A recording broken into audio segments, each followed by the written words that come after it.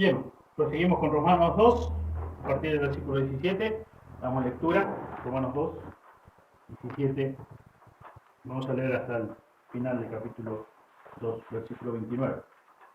Dice así la palabra de Dios: aquí tú tienes el sobrenombre de judío y te apoyas en la ley y te glorías en Dios y conoces su voluntad e instruido por la ley apruebas lo mejor y confías en que eres guía de los ciegos, luz de los que están en tinieblas, instructor de los indoctos, maestro de niños, que tienen en la ley la forma de la ciencia y de la verdad. Tú pues que enseñas a otro, ¿no te enseñas a ti mismo? Tú que predicas que no se ha de hurtar, ¿hurtas? Tú que dices que no se ha de adulterar, ¿adulteras? Tú que abominas a los ídolos, ¿cometes sacrilegio? Tú que te jactas de la ley, con infracción de la ley deshonras a Dios. Porque como está escrito, el nombre de Dios es blasfemado entre los gentiles por causa de vosotros. Pues en verdad la circuncisión aprovecha si guardas la ley, pero si eres transgresor de la ley, tu circuncisión viene a ser incircuncisión. Si pues el incircunciso guardare las ordenanzas de la ley, ¿no será tenida su incircuncisión como circuncisión?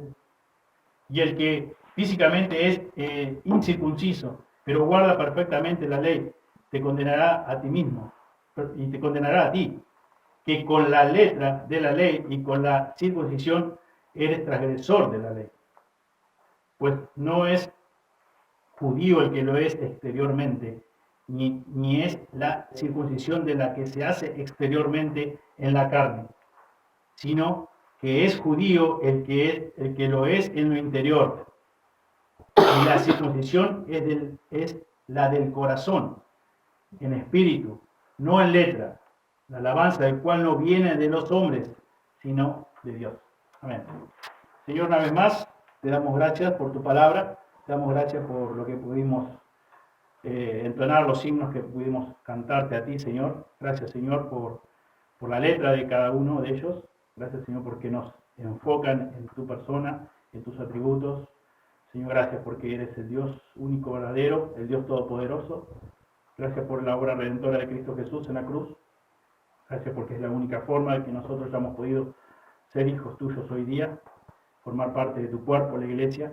Y Señor, como siempre lo hacemos, queremos que tu Espíritu Santo nos ilumine y podamos comprender lo que tu palabra nos dice aquí en Romanos 2, 17 en adelante.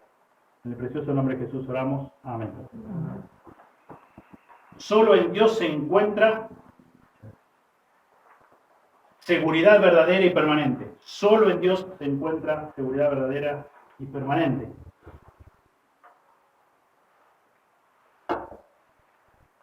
Desde que nacemos todos nosotros los seres humanos, anhelamos, deseamos en mayor o menor medida algún tipo de seguridad, entre ellos seguridad familiar.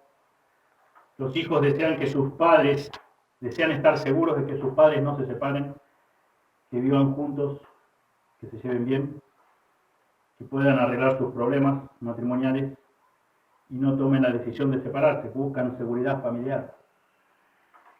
En el matrimonio, los cónyuges buscan seguridad del uno del otro, mayormente la mujer de su esposo, como corresponde. También cada ser humano también busca cierta seguridad económica. También anhelamos seguridad laboral. Cuando queremos un trabajo, deseamos que sea un trabajo fijo, un trabajo a largo plazo, no que sea, como decimos nosotros, una changa y no nos brinda cierta seguridad. También buscamos seguridad en la salud, buscamos seguridad como país, como nación, y así podríamos enumerar algunas más. Si nos enfocamos en la seguridad que muchos queremos tener en nuestro hogar, quizás recurrimos a alarmas, quizás recurrimos a cámaras, quizás recurrimos también a tener buenos perros guardianes. Pero aún así la historia ha probado una y otra vez que tales cosas o tales elementos no nos pueden garantizar una seguridad absoluta. Fíjense que dice Salmo 127, versículo 1.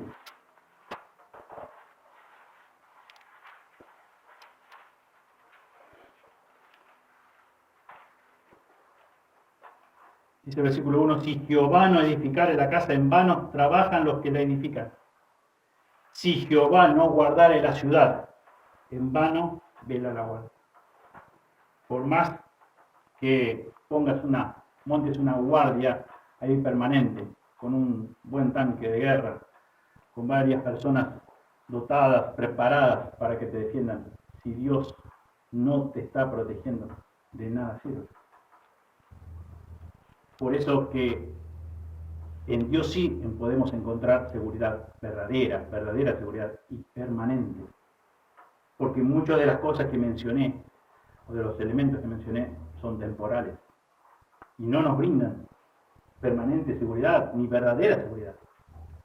Y es muy temporal, y es incierta. En el ámbito espiritual, en el ámbito eterno, pasa exactamente lo mismo. Deseamos como seres humanos seguridad de salvación, seguridad de perdón, de poder estar seguros de que la salvación es para toda la vida.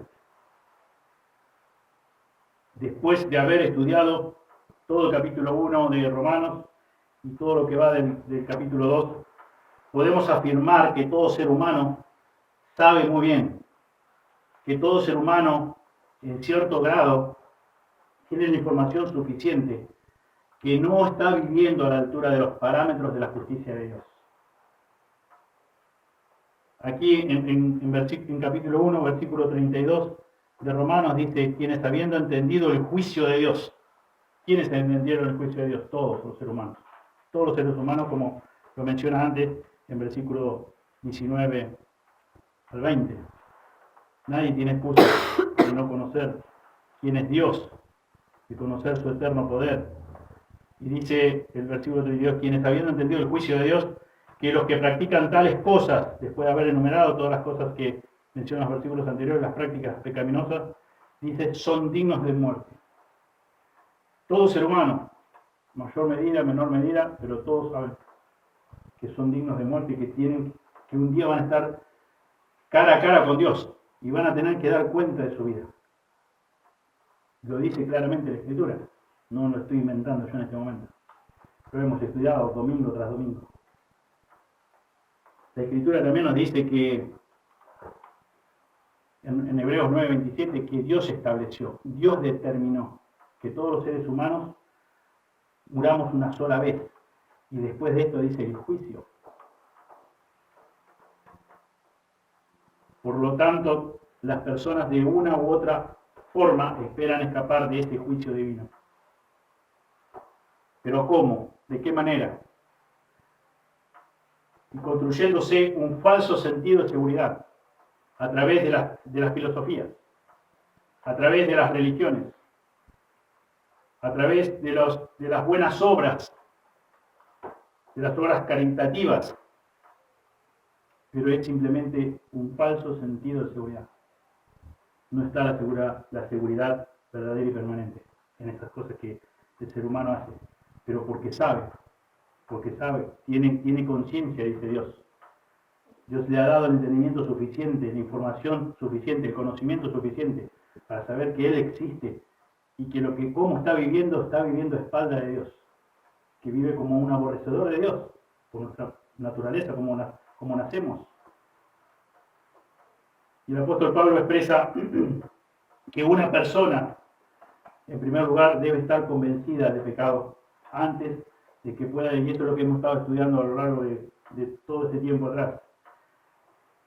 El apóstol dice, una persona debe estar convencida de su real necesidad delante de Dios, de su condición en primer lugar delante de Dios, y de su verdadera necesidad de un Salvador, antes de presentarle las buenas nuevas de salvación, antes de que entienda o sea motivada para que sea salva. Y ese es el comienzo del apóstol Pablo. Por eso en 1:18, después de haber dicho que él no se avergüenza del Evangelio porque es poder de Dios, dice, porque la ira de Dios se revela desde el cielo contra toda impiedad y injusticia de los hombres que detienen con injusticia la verdad. Por eso comienza de esta manera el apóstol. Y eso ese es el instructivo que tenemos para seguir, el modelo al cual seguir. Si pensamos allí en Mateo 3.2 y en Mateo 4.17, encontramos que Juan el Bautista predicó ese mensaje de arrepentimiento. Jesús comenzó su ministerio terrenal lo mismo, hablando acerca del arrepentimiento. No hablando de que Dios tiene un plan maravilloso para tu vida. No hablando de que debes confiar en 4 leyes espirituales. Hablando de que debían reconocer de que estaban perdidos, de que estaban muertos en delitos y pecados, de que necesitaban un Salvador, de que necesitaban reconciliarse con Dios. Así fue la predicación de Juan el Bautista, de Jesús mismo. Y ahora aquí, a partir del versículo 17 que hemos dado a lectura, Pablo expone el concepto de esta falsa seguridad espiritual que los judíos tenían. Porque ellos pensaban, como judíos, que por ser llamado pueblo escogido de Dios, ser un pueblo apartado para Dios, que por un tema de herencia, de generación tras generación, ya eran ellos hijos de Dios. Y en el desarrollo del mensaje vamos a ir viendo que esto no es así, que ellos estaban equivocados, y es la intención, el propósito de Pablo explicar lo que dice aquí a través de Romanos 2, 17 en adelante. Parte A del versículo 17 dice: he aquí tú tienes el sobrenombre de judío. El pueblo escogido de Dios se enorgullecía en gran manera por tener el nombre de judío. Eso ya nosotros lo hemos también mencionado anteriormente. Este término se deriva de Judai, el nombre de una de las tribus, de las 12 tribus de Israel, así como el nombre del reino del sur, que después ocurrió después de la muerte, automáticamente después de la muerte de Salomón. Se dividió el reino y uno de ellos fue Judá. Este nombre judío representaba su herencia racial y religiosa. Por lo tanto, ellos estaban creídos totalmente, estaban convencidos que eran una nación, un pueblo superior al resto, que eran mejores que las otras naciones, solamente por portar como una medalla el nombre judío. Esto daba honor y orgullo a su corazón. Este nombre los marcaba como el pueblo de Dios, único y especialmente favorecido. El significado de la raíz de Judá es alabado, y eso es lo que ellos se creían. Por eso es que ellos se creían superiores al resto. Y estos judíos en tiempo de Pablo consideraban que se merecían este tipo de descripción, que ellos eran alabados, que eran superiores al resto. Y por eso ellos tenían ese orgullo, se veían con ese derecho, para poder mirar por encima de los hombros al resto de las personas, principalmente a los gentiles, obviamente, todos los que no formaban el pueblo de Dios, los que no eran judíos. Y ellos, su corazón estaba lleno de orgullo, lleno de soberbia. Ellos estaban creídos que habían sido bendecidos por su bondad. Y ellos eran un pueblo especial porque ellos eran buenos en esencia. Que por eso Dios los había escogido. Pero la Biblia no dice eso, justamente. Y ellos, en vez de alabar y agradecer a Dios, al Dios de la gracia, al Dios de toda gracia, ellos se vanagloriaban. Ellos se daban crédito a sí mismos de que ellos eran mejores que el resto de las personas. Por eso Dios los había elegido. Y no se gloriaban en su gran Dios, en el Dios de su gracia, por lo que se había revelado a ellos. Y se jactaban en su propia supuesta grandeza. Veamos qué dice la Biblia en Deuteronomio, capítulo 7. Deuteronomio 7.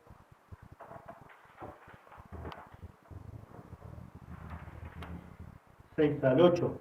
Dice la Escritura, porque tú eres pueblo santo para Jehová, tu Dios. Jehová tu Dios te ha escogido para hacerle un pueblo especial, más que todos los pueblos que están sobre la tierra. No por ser vosotros más que todos los pueblos os ha querido Jehová y os ha escogido, pues vosotros erais el más insignificante de todos los pueblos, sino por cuanto Jehová os amó y quiso guardar el juramento que juró a vuestros padres, os ha sacado Jehová con mano poderosa y os ha rescatado de servidumbre de la mano de Faraón, rey de Egipto. Clarísimo el pasaje. Ellos dicen que ellos se creían el pueblo especial porque Dios los había escogido, pero Dios claramente dice, pero no los escogí porque ustedes son grandes, porque ustedes son buenos, porque ustedes son mejores que el pueblo, que el resto de las naciones. No. Dice, sino que dice, pero vosotros erais el más insignificante de todo el pueblo. Y la Biblia habla acerca, también en el Nuevo Testamento, acerca de que en 1 Corintios, si nosotros nos queremos jactar de que quizás Dios, estoy dando esta idea en mi corazón de que quizás Dios me eligió porque yo soy un poquito mejor que mi familia, o mejor que mi vecino, o mejor que mi compañero de trabajo, creo que estoy un poco equivocado por lo que Dios dice en su palabra. En 1 Corintios 1, 26 dice, pues mirad hermanos vuestra vocación, que no sois muchos sabios según la carne, ni muchos poderosos, ni muchos nobles, sino que lo necio del mundo escogió Dios, para avergonzar a los sabios, y lo débil del mundo escogió Dios para avergonzar a los fuertes. Y lo vil del mundo y lo menospreciado escogió Dios, y lo que no es, para deshacer lo que es, a fin de que nadie se jacte en su presencia. Si te creías alguien importante, porque por esa razón Dios te eligió, Dios dice que no es así. Dice que lo vil, lo menospreciado, lo que no es, eso es lo débil, eso es lo que escogió Dios. Porque no depende de nosotros, depende de Dios. Depende de la voluntad de Dios. Depende de los buenos propósitos de Dios.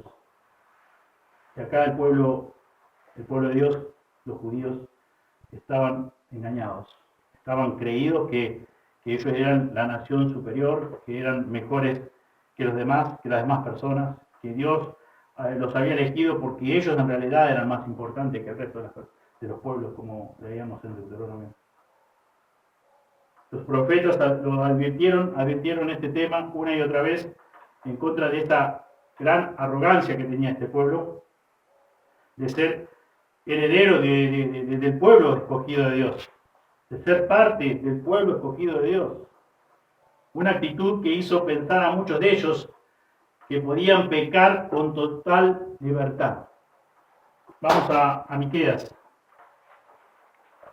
capítulo 3. Miqueas 3.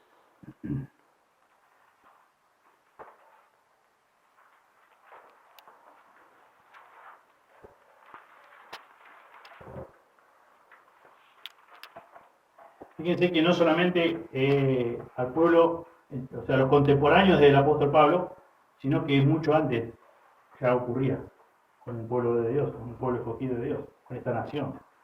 Miqueas 3, 11 y 12. Dice la Escritura, sus jefes juzgan por cohecho, y sus sacerdotes enseñan por precio, y sus profetas adivinan por dinero, y se apoyan en Jehová diciendo, ¿no está Jehová entre nosotros? No vendrá mal sobre nosotros. Por tanto, a causa de vosotros, Sión será arada como campo, y Jerusalén vendrá a ser montones de ruinas, y el monte de la casa como cumbres del bosque. No vendrá mal sobre nosotros. Nosotros podemos hacer lo que queremos. Somos el pueblo elegido de Dios. Somos el pueblo escogido por Dios. Podemos hacer lo que queremos. Pablo también dice eso, que o sea, hoy disfrutamos de la gracia de Dios. Y que en Romanos aquí, un poquito más adelante, en Romanos 6:1 dice, ¿qué pues diremos? ¿Perseveraremos en el pecado para que la gracia abunde? En ninguna manera, porque los que hemos muertos al pecado, ¿cómo viviremos aún en él? Y es, obviamente, es evidente de no, o sea, cuando ahí el apóstol está hablando, evidentemente no hemos muerto al pecado.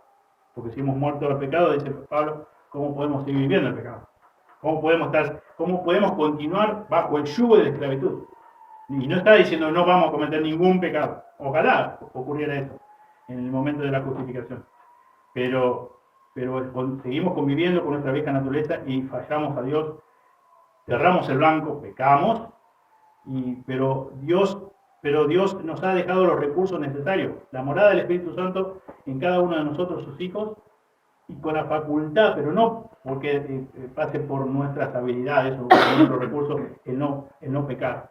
No, porque gracias a Él nos da todos los recursos que necesitamos para pasar la tentación.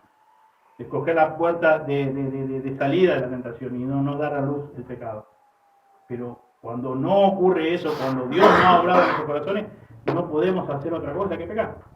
Es lo que la Biblia nos enseña. ¿Por qué? Porque estamos muertos a delitos y pecados. No tenemos opción.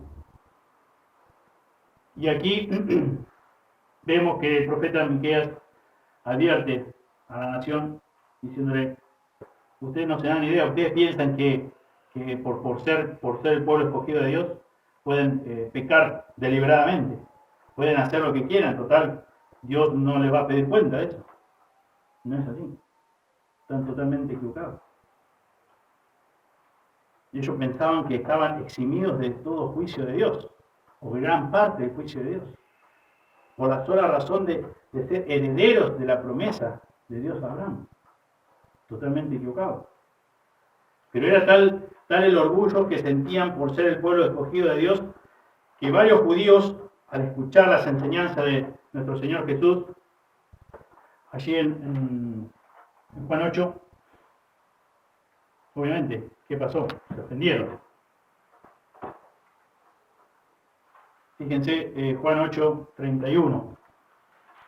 Dijo entonces Jesús a los judíos que habían creído en él, si vosotros permaneciereis en mis palabras, seréis verdaderamente mis discípulos y conoceréis la verdad, y la verdad os hará libres. Y después vemos un poquitito más adelante que dice el versículo 33, le respondieron, linaje de Abraham somos y jamás hemos sido esclavos de nadie. ¿Cómo dices tú, seréis libres? Jesús ahí hablando, dice a los judíos que habían creído en él, si vosotros permaneciereis en mis palabras, seréis verdaderamente mis discípulos y conoceréis la verdad y la verdad os hará libres. Ya somos libres, le decían ellos. ¿Cómo que tú dices que vamos a ser ahora libres? Porque obedecemos tu palabra, porque permanecemos en tu palabra, porque así seremos verdaderamente tus discípulos. ¿De qué nos estás hablando, Jesús? ¿Cómo es esto? Obviamente, ellos estaban con tremenda ceguera y no podían entender lo que Jesús les estaba diciendo por ese mismo sentido de superioridad al resto. Porque ellos estaban aferrados a que eran hijos de Abraham y por lo tanto ellos eran libres. Pero Jesús no afirma eso.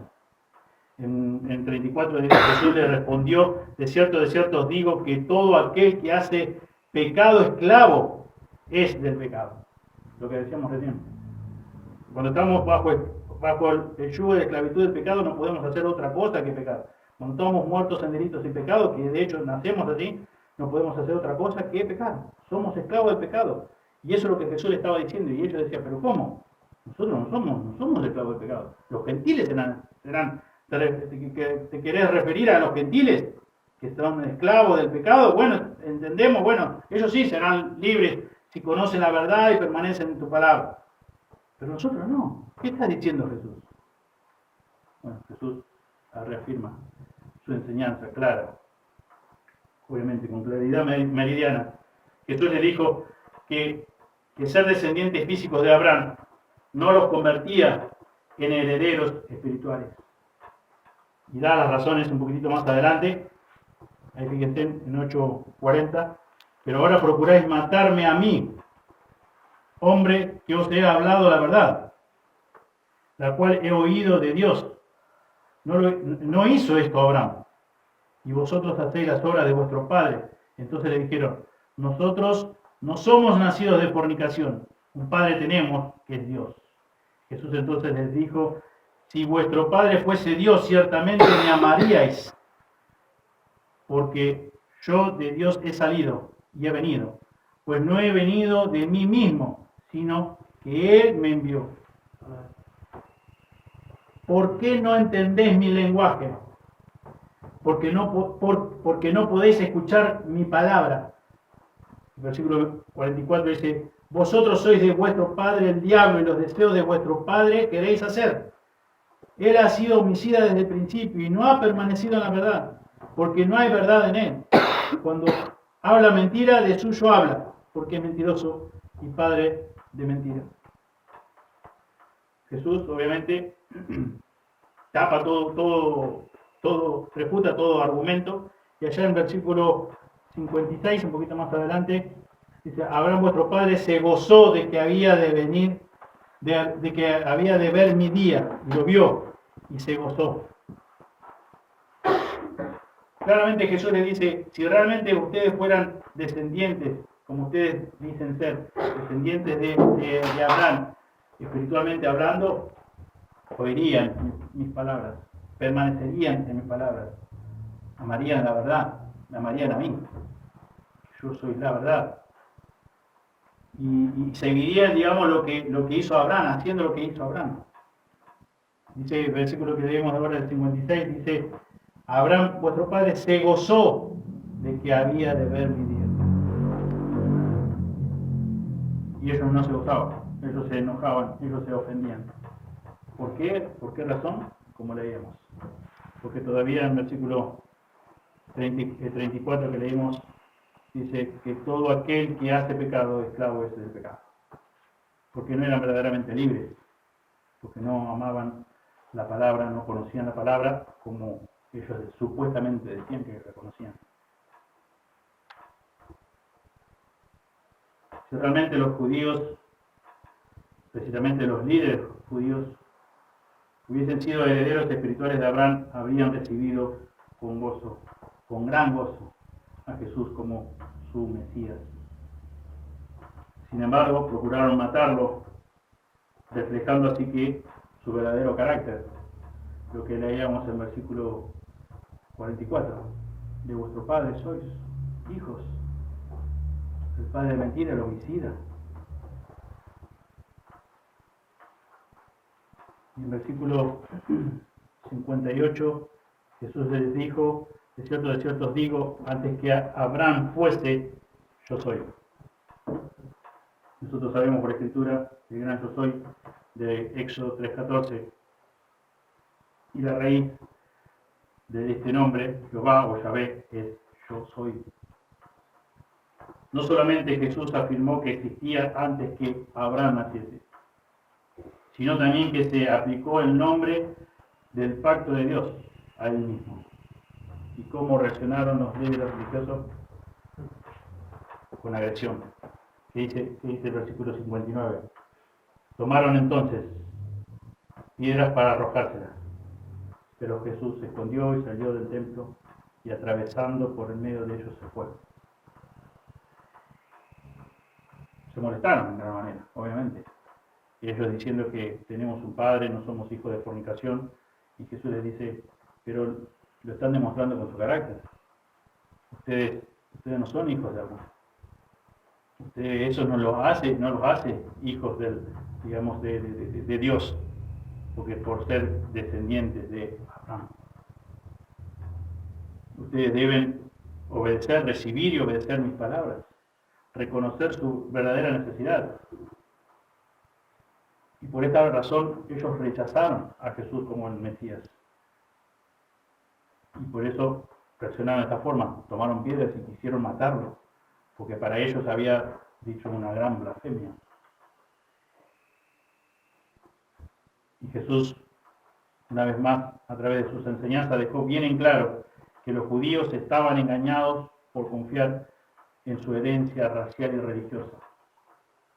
Y esto a ellos les brindaba una seguridad tremenda.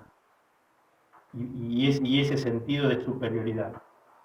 Pero en realidad lo que le estaba brindando era una falsa seguridad, porque no estaba basado en el fundamento, un fundamento bíblico, en las enseñanzas de Jesús, en la verdad absoluta, en la mentira de vuestro padre el diablo, como dijo en 8:44. Juan el Bautista, también yo lo mencioné, vamos a leerlo, ahí en Mateo 3.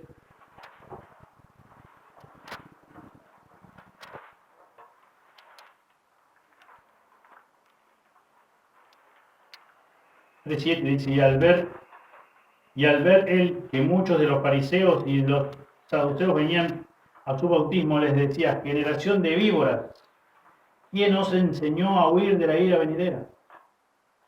Versículo 8, haced pues frutos dignos de arrepentimiento. Y no penséis decir dentro de vosotros mismos: a Abraham tenemos por padre, porque yo os digo que Dios puede levantar hijos a Abraham aún de estas piedras. Hacer frutos dignos de arrepentimiento. De igual manera, desde el tiempo de Jesús, desde el tiempo de Juan el Bautista, hoy día muchas personas creen que son salvas del castigo de Dios, de que Dios no es tan malo, de que Dios no lo va a mandar al infierno y todas las razones supuestas razones que nosotros hemos escuchado vez tras vez, que saben, que reconocen que bueno, no hacen todo perfecto, pero bueno, Dios no va a ser tan malo de que nos vaya a mandar al infierno, porque Él sabe que bueno, nos cuesta obedecerle, que fallamos y etcétera, etcétera. Muchas personas creen que por la simple razón de que quizás han nacido en una familia cristiana, ya son hijos de Dios. Igual que el pueblo judío, que por ser descendientes de Abraham, ellos creían que eran salvos, de que estaban sus cuentas arregladas con Dios. O quizás por asistir regularmente a una iglesia, tienen depositada esa confianza en que son salvos porque asisten con regularidad en una iglesia,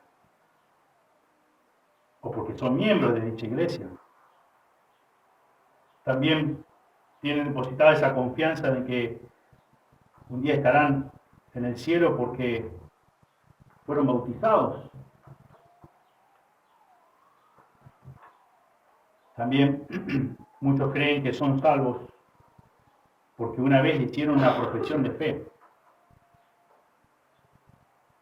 Y muchos creen que todos los seres humanos son hijos de Dios. Pero me gusta el concepto que nos brinda Juan en su Evangelio, en capítulo 1, versículo 12. Versículo 11 dice: a los suyos vino, y los suyos no le recibieron. Versículo 12: mas a todos los que le recibieron, a los que creen en su nombre, les dio potestad de ser hechos hijos de Dios. Todos somos criaturas de Dios, pero no todos coinciden con ese concepto. Dicen que todos somos hijos de Dios. Por esta razón, Dios, que es tan bueno, de alguna u otra forma vamos a llegar a negociar con Dios. Y vamos a poder ser libres de nuestro merecido castigo, porque por lo que la Biblia nos enseña y hemos estudiado, sabemos, en el fondo de nuestro corazón, sabemos, nuestra conciencia da testimonio de que pecamos contra Dios, de que no hacemos las cosas bien delante de Dios siempre. Entonces, ante esta realidad, preferimos decir, bueno, me conviene decir que soy hijo de Dios, de que voy a ir al cielo, de que de alguna forma voy a arreglar con Dios, pero no es eso lo que se va a llevar a cabo. Lo que se va a llevar a cabo es la verdad, y la verdad es la realidad, y es lo que Dios ha determinado, como habíamos mencionado hoy. Después que muramos, tenemos un juicio, tenemos que rendir cuentas. Y Dios, por ende, no tiene, por lo que leímos acá en Juan 1:12, no tiene nietos. Dios no tiene sobrinos, no tiene bisnietos. Dios tiene hijos. Entonces, como dice la Escritura, desde que nacemos, o aún antes de nacer, cuando nos estamos formando en el vientre de nuestra madre, según la Escritura de Salmo 51:5, que aquí en maldad he sido formado, y en pecado me concibió mi madre. Desde que nacemos pecadores, todos por igual. Porque después de Adán, que pecó contra Dios, fue imputado en todo ser humano el pecado. Y nacemos pecadores, nacemos enemistados con Dios. Nacemos físicamente, pero en el sentido espiritual estamos muertos en delitos y pecados. Conocemos muy bien la cita bíblica de Efesios 2,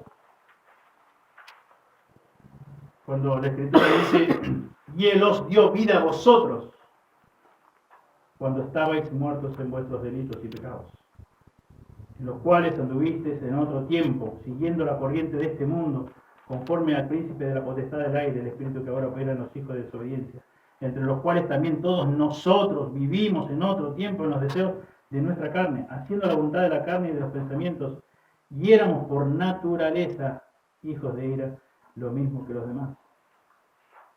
Y Él os dio vida. ¿Cuándo? Cuando estábamos muertos. Todos nacemos pecadores, todos, absolutamente todos. Por eso también el apóstol va a decir más adelante, cuando estemos estudiando ahí en capítulo 3, versículo 23, por cuanto todos pecaron y están destituidos de la gloria de Dios. Todos pecamos, todos, absolutamente todos. Y la consecuencia de eso es lo que Romanos 6:23 nos dice: la paga, la retribución de nuestro pecado es la muerte. Por eso es que el apóstol dice: es necesario que comencemos a hablar, a presentar el Evangelio. El puntapié inicial sea nuestra real condición delante de Dios. ¿Cuál es nuestra real condición delante de Dios? Pecadores, enemigos de Dios, aborrecedores de Dios. Necesitamos reconciliación con Dios. Necesitamos perdón de Dios porque no estamos capacitados, no tenemos los recursos suficientes para reconciliarnos con Dios, debido a nuestro pecado, debido a nuestra condición. Por eso la Escritura dice en Hechos 4:12 que en ninguno otro hay salvación, porque no hay otro nombre bajo el cielo dado a los hombres en que podamos ser salvos. Y el apóstol Pablo también en 1 Timoteo 2:5 dice: porque hay un solo Dios, y un solo mediador entre Dios y los hombres, Jesucristo hombre. No hay otra forma que podamos ser salvos. No hay otra manera. No podemos salvarnos, no podemos saldar nuestra deuda de pecado. No podemos aplacar la ira justa de Dios por todos nuestros pecados, no podemos. La Escritura dice que habla de Jesús, más que todo, habló mucho acerca del infierno. Es un lugar que no vamos a cesar un tiempo. La persona que vaya ahí, el alma que vaya ahí, no va a cesar un tiempo, no va a tener un tiempo de refrigerio, de descanso. Es para siempre, ¿no? Por eso digo que nosotros muchas veces yo creo que nos quedamos muy cortos en el concepto de lo que significa el pecado para Dios.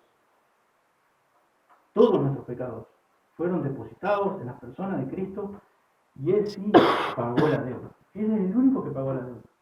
Ninguno de nosotros puede pagar por más que querramos hacer buenas obras, por más que querramos equiparar lo malo que somos, que nos hemos portado, las decisiones equivocadas que hemos tomado a lo largo de esta vida. No podemos igualar nunca, la balanza siempre va a estar mal. Y nadie de nosotros está, capacitado para soportar la ira de Dios. Y la ira de Dios, pende sobre cada ser humano, sobre el impío, como hemos estudiado. Pero el único que soportó la ira de Dios y satisfizo y tuvo la capacidad para saldar toda nuestra deuda fue Jesucristo. Nadie más. Por eso la Escritura dice que no hay otro mediador, no hay otra forma de podernos salvar. Solo por Jesús, solo por ese derramamiento de sangre. Como también vamos a después meditar un poquito más el momento de participar de los símbolos. De acuerdo a las Sagradas Escrituras, una persona que es criada en un hogar cristiano no se salva por medio de esa herencia. Obviamente, por más valioso que sea esa tremenda bendición de poder nacer en un hogar cristiano. Pero ningún hijo, ninguna hija se va a salvar porque mis padres o sus padres eran creyentes. Sus padres eran hijos de Dios. Por la misma razón, Dios tiene hijos, no tiene nietos, no tiene sobrinos. Y no es por herencia, no es que se hereda la salvación. Dios salva a quien Él quiere, como hemos estudiado. Por el puro afecto de su voluntad, Él tiene misericordia de quien quiere tener misericordia. La salvación es de Jehová. Y por eso es que, como hemos mencionado en estudios anteriores, la idea es que no nos engañemos, no nos dejemos engañar por nuestro propio corazón. Que podamos saber ciertísimamente si somos verdaderos hijos de Dios o no. Y ese es el anhelo, yo creo que de cada uno de nosotros, los que ya hemos conocido por su gracia, que ya somos sus hijos, queremos que nadie se pierda de las personas que amamos y las que semana tras semana estamos juntos y compartiendo la palabra de Dios y alabando juntos. Y este es el grave error al cual apunta el apóstol en este pasaje. Esa clase de pensamiento que convirtió en una creencia casi general en el pueblo judío. Que una persona se salvaba simplemente por el hecho de ser un descendiente circuncidado de Abraham por la línea de Isaac. Simplemente por eso. Pertenecía a la línea de Isaac, era descendiente de Abraham por la línea de Isaac, era circuncidado. Bueno, ellos creían que eran salvos, que la salvación ya eran hijos de Dios. Lo mismo que por ahí quizás alguien, ojalá no, pero yo sé que hasta cierta edad muchos niños, muchos jovencitos, adolescentes, creen que son hijos de Dios porque han nacido en un hogar cristiano. Porque desde niño, de bebé, han escuchado las historias de la Biblia. Porque en la casa se canta himnos. Porque los padres concurren con regularidad a la iglesia. Y ellos creen que son hijos de Dios. Pero no es así. No es lo que Dios ha determinado. No es la forma de salvar a Dios, que tiene de salvar Dios. Sí que es una bendición tremenda, obviamente que sí. Pero no es la forma que Dios salva a las personas. Y no debes apoyar en tu confianza en que has nacido en un hogar, en una casa, un padre, una madre que son creyentes. Bueno, ya soy un hijo de Dios, o ya sos una hija de Dios. En segunda de Corintios, capítulo 5,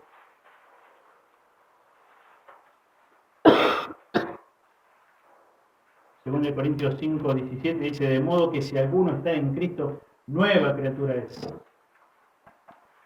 Las cosas viejas pasaron, aquí son todas hechas nuevas. Y todo esto proviene de Dios, quien nos reconcilió consigo mismo por Cristo y nos dio el ministerio de la reconciliación. Que Dios estaba en Cristo reconciliando consigo al mundo y tomándoles en cuenta, no tomándoles en cuenta a los hombres sus pecados.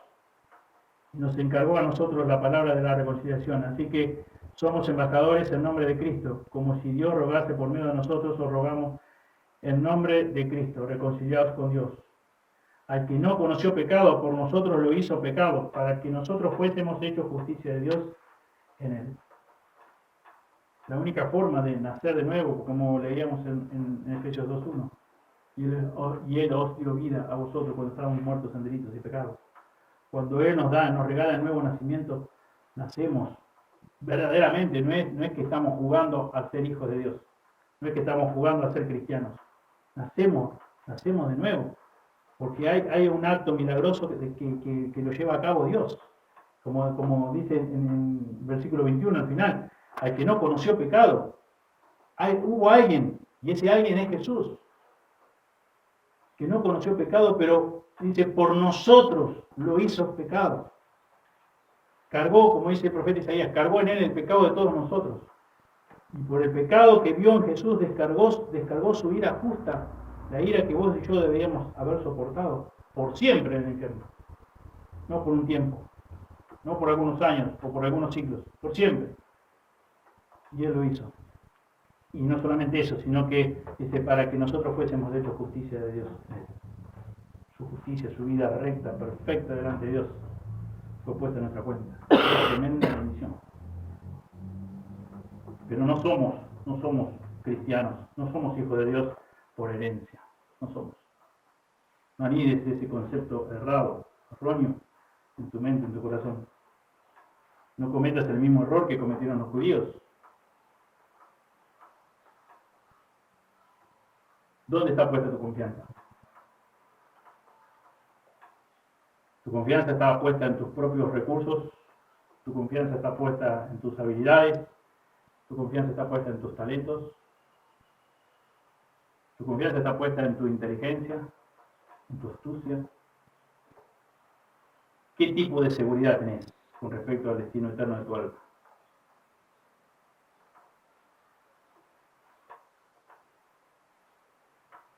Ahí un poquito más adelante, si es que están en 2 Corintios 13, versículo 5, nos exhorta Dios a través del apóstol Pablo a que nos examinemos. Dice, examinaos a vosotros mismos si estáis en la fe. Probaos a vosotros mismos. ¿O no os conocéis a vosotros mismos que Jesucristo está en vosotros, a menos que estéis reprobados? Examinaos a vosotros mismos si estáis en la fe. Debemos probarnos a nosotros mismos. Si realmente conocemos la verdad. Si realmente no tenemos un sentimiento falso de seguridad. Si no estamos depositando nuestra seguridad o confianza en lo que hacemos, que, como decíamos la semana pasada, que puede hacer cualquier persona dentro de cualquier religión.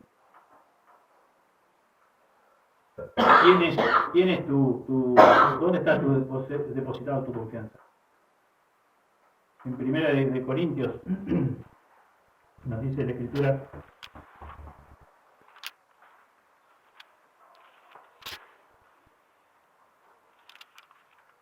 de Corintios 10, 4 dice, y todos bebieron la misma bebida espiritual, porque bebían de la roca espiritual que los seguía, y la roca era Cristo.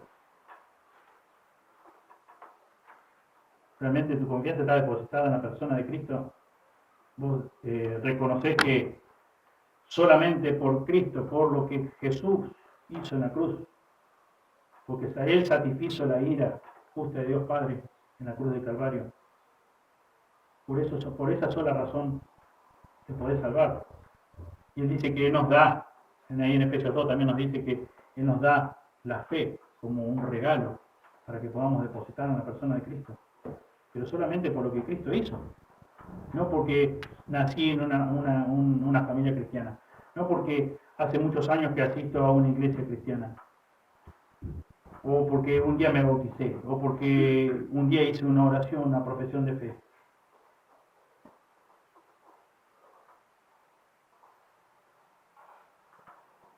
Basados en esa exhortación de 2 Corintios 13, 5,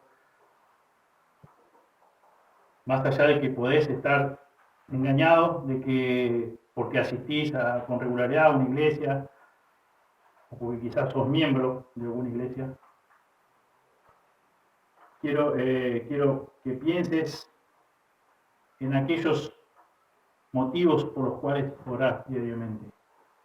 ¿Cuáles son los motivos de oración más importantes que tenés cada día? Por los cuales orás todo el tiempo. Pensá por un momento cuáles son esos motivos de oración que te elevás a Dios día tras día, día tras día. Fíjate si son motivos eternos o motivos temporales.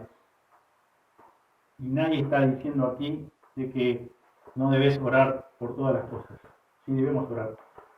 Pero a modo de examinarte a vos mismo, ¿cuáles son los motivos por los cuales más orás? Por la misma razón de que Jesús dijo, donde está tu tesoro, ahí está tu corazón. Porque si orás mucho, dedicás muchas horas o siempre volvés sobre los mismos temas y esos motivos son temporales, ¿qué pasa con lo eterno entonces? ¿Dónde está tu confianza? ¿Dónde está puesta tu fe? ¿Dónde ha sido depositada esa fe?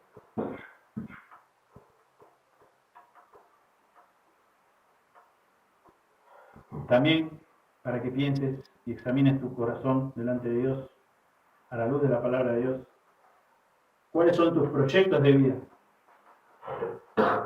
¿Individuales o familiares? También lo mismo, ¿en dónde estás enfocado? ¿En lo temporal o en lo eterno? ¿Cuáles son tus prioridades? ¿Cuál es el mayor tiempo que pasa tu mente ocupada en qué cosas? ¿Qué cosas te atrapan? ¿Qué cosas hasta incluso te pueden llegar a quitar el sueño? ¿Son cosas temporales o cosas eternas? Vamos a leer algunos versículos del libro de los Salmos para ir concluyendo. Salmo 18.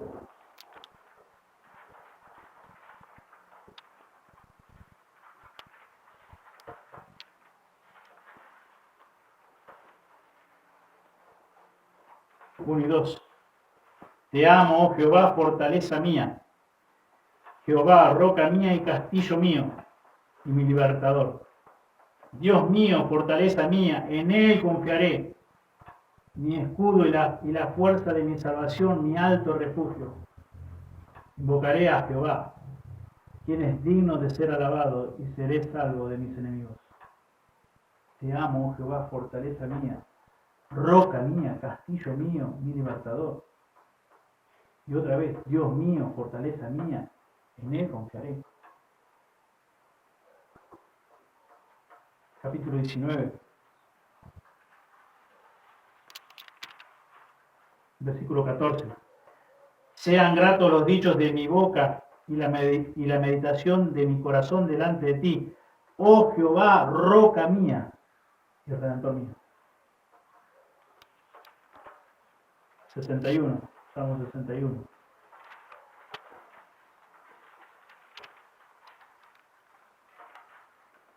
(61, 2). Desde el cabo de la tierra clamaré a ti, cuando mi corazón desmayare.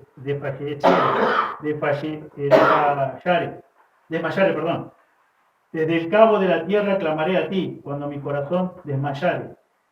Llévame a la roca que es más alta que yo, porque tú has sido mi refugio y torre fuerte delante del enemigo.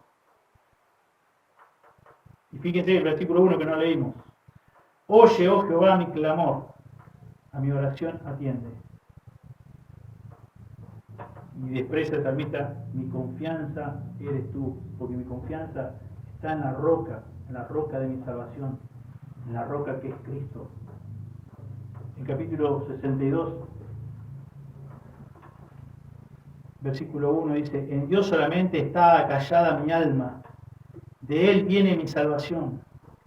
Él solamente es mi roca y mi salvación, es mi refugio, no resbalaré mucho. En Dios está callada mi alma. ¿Dónde está depositada tu confianza? El destino eterno de tu alma está depositado pura y exclusivamente en Dios. Tu confianza está en Dios. Que de Él, como dice el salmista, de Él viene la salvación.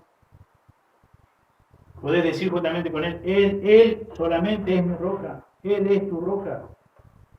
Es tu refugio. Versículo 6. Él solamente es mi roca nuevamente y mi salvación. Es mi refugio, no resbalaré. Un poquito más adelante, el 73. Versículo 26.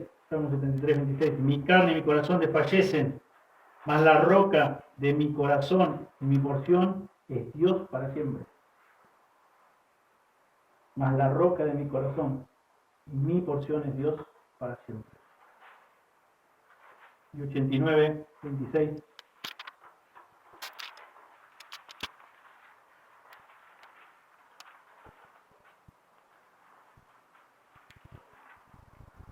Él me clamará, mi Padre eres tú, mi Dios y la roca de mi salvación.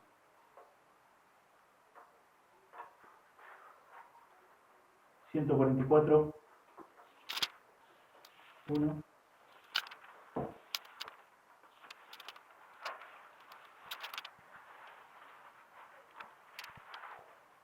Bendito sea Jehová mi roca, quien adiestra mis manos para la batalla y mis dedos para la guerra. Misericordia mía y mi castillo, fortaleza mía y mi libertador, escudo mío en quien he confiado, el que sujeta a mi pueblo debajo de mí. Bendito sea Jehová mi roca. Solo en Dios se encuentra seguridad verdadera y permanente. Solo en Dios. En nadie más. No hay, como mencionamos hoy, Hechos 4:12. No hay salvación en otra persona. No hay salvación a través de otros medios. Hay un solo Dios, un solo mediador entre Dios y los hombres, Jesucristo. Solamente Jesucristo.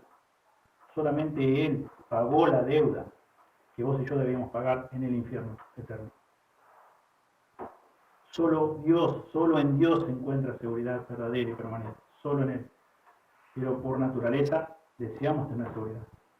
Buscamos la seguridad, que no está mal, la seguridad en las cosas temporales. Pero no debe priorizar lo temporal por sobre lo eterno. Jesús dijo, las aves del cielo tienen sus nidos, las zorras tienen sus cuevas, sus guaridas, mas el Hijo del Hombre no tiene dónde reposar su cabeza. Y las personas a las cuales se dirigió diciendo esas palabras eran personas que buscaban cierta seguridad económica a través de los milagros que veían, que eran testigos, y querían esa seguridad. Y Jesús les dice, no se equivoquen, no me busquen por motivos equivocados. Y hoy lamentablemente escuchamos el evangelismo o el evangelio de la prosperidad. Y todo gira alrededor de lo material, todo gira alrededor de lo temporal.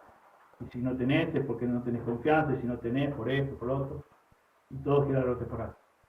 Y nadie está diciendo acá que no debemos ocupar con diligencia de lo temporal, que no debemos ser responsables, y eso ya lo sabemos porque la Escritura lo dice. Hablándonos a nosotros, los que tenemos familia, si no proveemos para nuestra familia, somos peor que un incrédulo, hemos negado la fe. Entonces nos habla claramente que debemos ocuparnos, pero no debe ser lo temporal que pase por encima de lo espiritual. Por eso Dios dice que debemos buscar a Dios en primer lugar. Y después las más cosas, por las cosas que se afana el mundo que no conoce a Dios, eso de Dios se ocupa de proveernos en la medida que nosotros también, obviamente, somos responsables. Pero la seguridad debe estar como dice simplemente algunos de los salmos que elegí para poder concluir este mensaje, que realmente nuestra confianza esté puesta en Dios, que podamos decir juntamente con los salmistas, mi alma, mi refugio es Dios, mi roca y mi salvación viene de Él solamente, mi seguridad está en Él.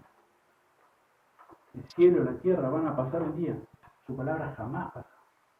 Él nos tiene en su mano todopoderosa. ¿Quién nos puede arrebatar de su mano? Oremos, Dios bendiga su palabra. Señor, te damos muchas gracias por este tiempo. Gracias, Señor, por la atención de mis hermanos. Pedimos, Señor, que les bendiga y que también, Señor, obre, Señor, en las personas que quizás escuchen este mensaje, que obren en sus corazones y aquellos que no te conocen todavía o que están engañados, que no que creen que son hijos tuyos porque nacieron en una familia cristiana o porque han asistido a una iglesia por mucho tiempo o porque han hecho una profesión de fe a través de una oración o han sido bautizados, etcétera, Señor, y están engañados porque eso tu palabra no certifica eso. Señor, claramente vemos que solamente tu obrar desde tu Espíritu Santo nos da un nuevo nacimiento espiritual totalmente, valga la redundancia, nuevo, Señor. Nacemos muertos en delitos y pecados y tú nos das un nuevo nacimiento. Señor, tan solamente es un obrar tuyo a través de tu poder, del Evangelio, a través del poder de tu palabra y, Señor, a través de los méritos únicamente de Jesús en la cruz a nuestro favor. Señor, pedimos, Señor, que tú sigas obrando en nuestros corazones, edificándonos a través de tu palabra y pedimos, Señor, que bendigas en el resto de esta reunión. En el nombre de Jesús oramos. Amén. Bien.